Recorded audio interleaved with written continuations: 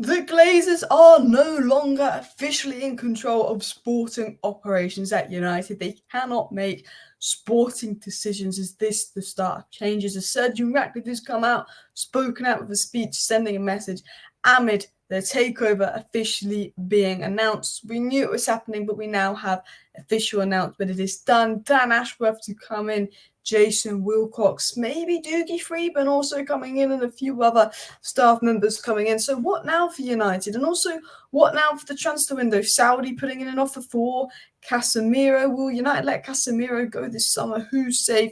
Who's going to stay? Who are we looking at? What is all the latest United news? Well, that's exactly what we're going to get into in today's video. So please do hit that like button and, of course, subscribe down below if you're new. But as Alex Turk said, the Glazers are no longer legally in control of Manchester United Football Club. Bosh, bosh, bosh.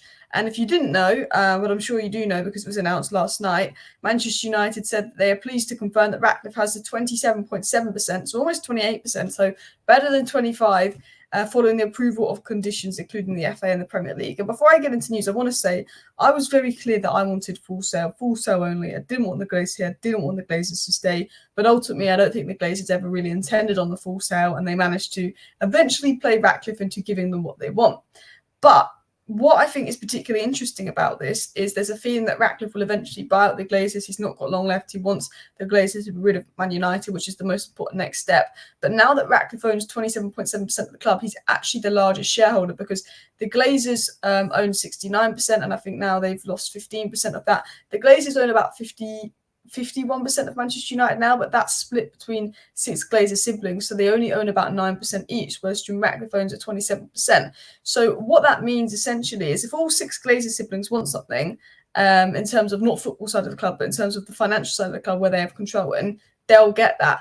But if 2 Glazer siblings and Joe and Aaron want this, but 4 Glazer siblings want that, and Jim Ratcliffe agrees with the other 4 Glazer siblings, that will then override what Joe and Abraham want, which I think is something particularly interesting. And that the Glazers are losing control. Jim Ratcliffe is now, while it's not majority control, while it's not the full ownership we wanted, Jim Ratcliffe is the largest shareholder and now in control of football operations. This is what Ratcliffe said. He said, to become co-owner of Manchester United is a great honour and it comes with great responsibility. This marks the completion of the transaction, but just the beginning of our journey to take Manchester United back to the top of English, European and world football, with world-class facilities for our fans, work to achieve those objectives that will accelerate today. Interestingly, Ratcliffe is coming out saying his objective is to basically world-class facility, world-class stadium. They're already working on the stadium planning permission, but take United to the back to the top of English, European and world football. And I think bringing in Omar Barada, bringing in Dan Ashworth, finally changing the structure, showing some ambition, and is exactly what needs to happen. I've said I don't care about Ten Hag in, Ten Hag out, people crying about sacking Ten Hag. I honestly don't care. I said I just want the structure changed. All I want is proper footballing people to be making decisions in this club. For me, that structure aspect is so important if Man United want to get back to the top. And the vision that Dave Brailsford, Jim Ratcliffe want is they want to make Man United great again. And if you're going to make Man United great again, then we need to sort out who's making decisions, because we generate more money than any other club, even when we're bad.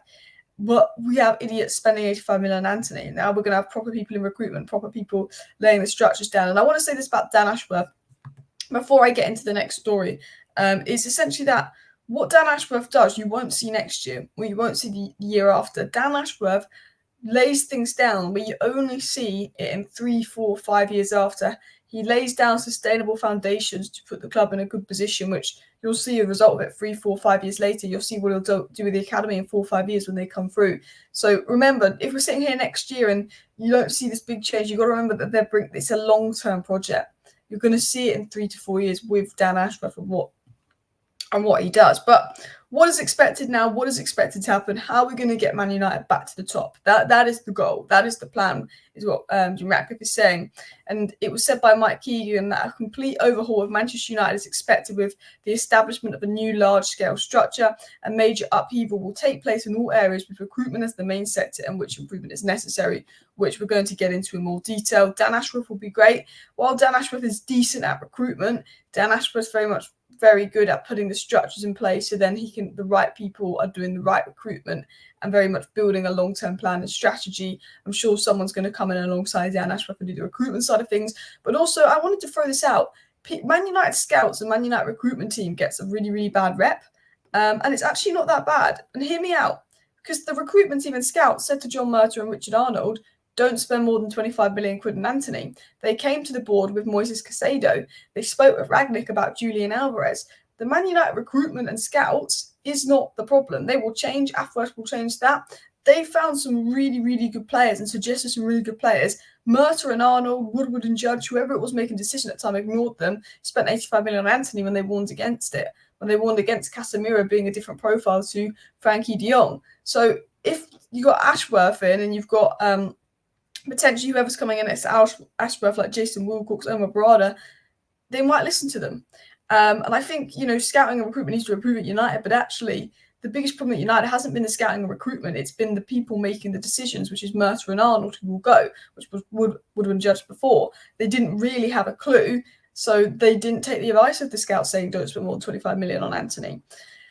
It was also said that Dan Ashworth will be seen as head of football, responsible for recruitment and performance. Man United are prepared to wait in the face of Newcastle's significant demands and make the next transfer window without him, according to Mike Keegan. I'm sure that Ineos deep down want to get Ashworth in ahead of the next transfer window and plan to get Ashworth in ahead of the next transfer window. I think they're just going to put information out that they've got their money, FFP this, FFP that, and they're going to wait. I think there's going to be a lot of information coming out that's going to suggest that United are going to wait for Ashworth, but I think it's all a negotiation game. I think it could be a long one, but I think Ashworth could be here in the next month or so. I think it will be done. He's already agreed to join United, so we know he's going to come. Is he just going to come in 1 month? Is he going to come in 2 months? Is he going to come in 3 months? Is he going to come in 2 years? We'll have to see. It was also said by Mike Keegan, if Jason Wilcox comes, he's expected to be put in charge of the performances side, focusing on areas such as sports science and work closely with Dave Brailsford.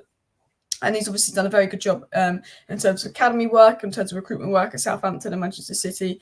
But he's obviously been a coach. He's a footballing guy, and he'll also try and manage areas like sports science.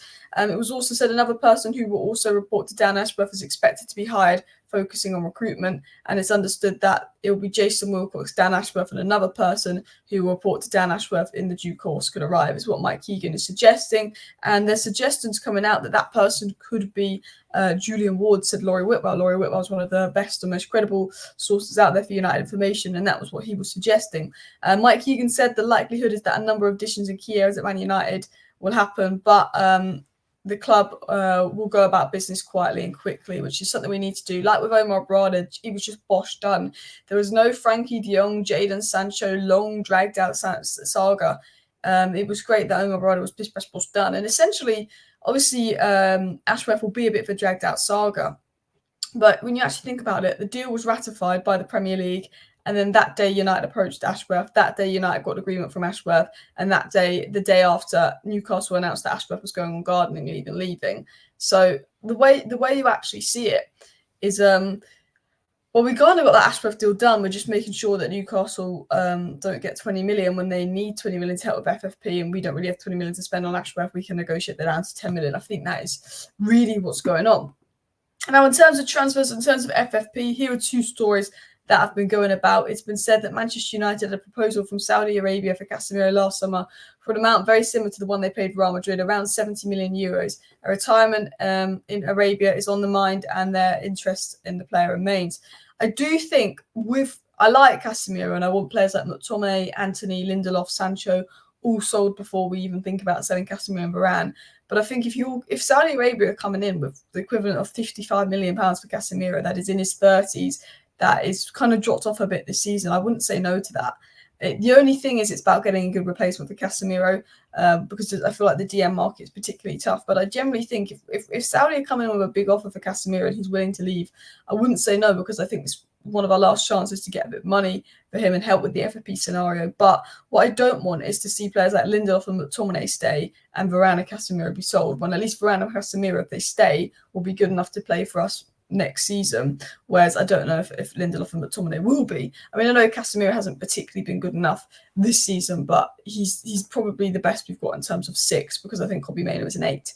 It was also said that United could miss out on signing Michael Olise, as Juventus are ready to offer highly rated starlet Matheus Sule to Palace in exchange for Olise. Again, I wouldn't read too much into this story. I'm sure a lot of teams will be in for Olise, but Olise is a massive Manchester United fan. I think that gives us an advantage. Sule is a great player. I'm surprised why Juventus seems so keen to get rid of him. I think he's going to be an absolute baller. But also, Palace might go down. Sule might not want to play in the Championship. Olise might not want to go abroad. Olise supports United. We'll have to wait and see what happens with all of that. But to be honest, I feel like I'm confident that if Ineos want Olise, Dan Ashworth wants Olise, if we really want him, United will get him. And I love Olise. He's a brilliant player. It's just the injury concern. But I think if we can manage that, that would be much better. But the problem was Mason Mount had injury problems last season. He came to United. He's had them all this season. Same with Eric Bailly. Olise didn't have injury problems before this season, but could he be an injury problem? That's the big question. But yeah, anyway, that is all the latest Manchester United news. Please do hit that like button. Of course, subscribe down below if you're new. I'll be back tonight with a live stream at 6 p.m. See you then. Bye.